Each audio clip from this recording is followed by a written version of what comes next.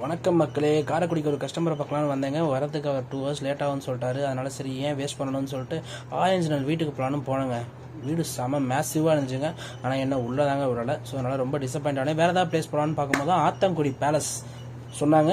சரி okay, shooting எடுத்த பிளேஸ்ன்னு சொல்லிட்டு உள்ளே போனாங்க. உள்ளே போனோடனே என்ட்ரி ஃபீஸ் வந்து 15 சொல்லி 50 ரூபாய் பண்ணிட்டானுங்க. அதுக்கடுத்து வீடியோ எடுக்கிறதா இருந்தால் 200 ஆனுங்க, 200 பண்ணிட்டானுங்க. ஆக மொத்தத்தில் உள்ளே போகும்போதே 200 செலவு வச்சு தாங்க உள்ளே போயிட்டா சரி ஓகேங்க, எல்லா இடத்தையும் சுற்றி காமிப்பீங்கன்னு நினச்சி நானும் ஒவ்வொரு இடமா பார்த்துட்டே இருந்தேங்க. எல்லாமே ரொம்ப அழகாகவே இருந்துச்சுங்க.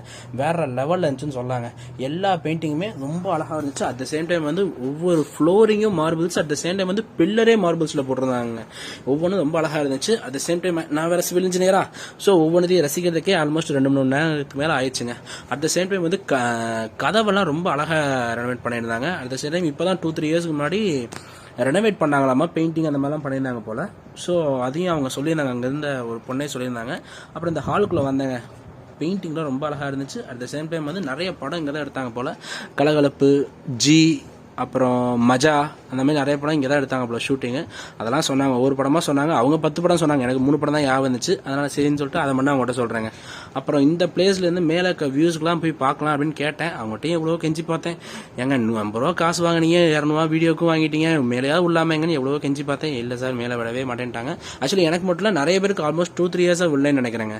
அப்புறம் இந்த பிளேஸ் வந்து இந்த கதவுக்கு மேலே தான் வந்து படிங்களாம். ஸோ ஓகே அப்படின்னு பார்த்துட்டு இருக்கும்போது இந்த பிளேஸ் என்னன்னு பார்த்தா சண்டைக்கோழி படத்தில் வந்து அந்த பாட்டில் ஃபுட்பால் ஆடுற இடம் இந்த இடம் தாங்க.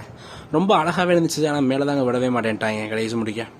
அப்புறம் ஒரு இடமா பார்த்துட்டே இருந்தேன். அட் த சேம் டைம் வந்து கஸ்டமரும் காலும் பண்ணல. சரி ஓகே, இதாண்டா கரெக்டான டைம்னு சொல்லிட்டு எல்லாத்தையும் ஃபுல்லாக உட்காந்து வீடியோ எடுத்துகிட்டு அப்புறம் ஃபோட்டோஸ்லாம் நிறையா எடுத்தேங்க. பட் ஒவ்வொரு பிளேஸும் ரொம்ப அழகாக இருந்துச்சுங்க. அதுதான் விஷயமே. உள்ளே வந்ததுக்கு ஒருத்தான பிளேஸ் என்ன, மேலே உள்ளங்கிறதா டிசப்பாயிண்டட். இதுதான் டின்னர் ஹாலுங்க. இங்கே தான் வந்து சாப்பிடுவாங்களாமா.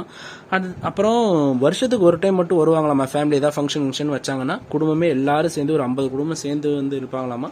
அதுக்கப்புறம் ஃபங்க்ஷன் முடிச்சோடனே கிளம்பிடுவாங்களாம். அதில் 3 ஃபேமிலி மட்டும் இன்னுமே இந்த ஜன்னலுக்கு பின்னாடி இன்னும் இருக்காங்களாமா. அங்கே அளவு கிடையாதுங்க. ஸோ பிளேஸ் ஒவ்வொன்றும் சூப்பராக இருந்துச்சு. ஒவ்வொரு பிளேஸும், ஒவ்வொரு பில்லர், ஒவ்வொரு மார்பிள்ஸ், ஒவ்வொரு கதவும் ஒவ்வொரு விதமாக அழகாக இருந்துச்சு. ஸோ வந்தீங்கன்னா மிஸ் பண்ணாமல் பாருங்கள். மார்னிங் 9:30 ஈவினிங் 5 o'clock முடியுதான் நினைக்கிறேன். ஸோ மிஸ் பண்ணாமல் வந்து பாருங்கள். ரொம்ப சூப்பரான இடம்.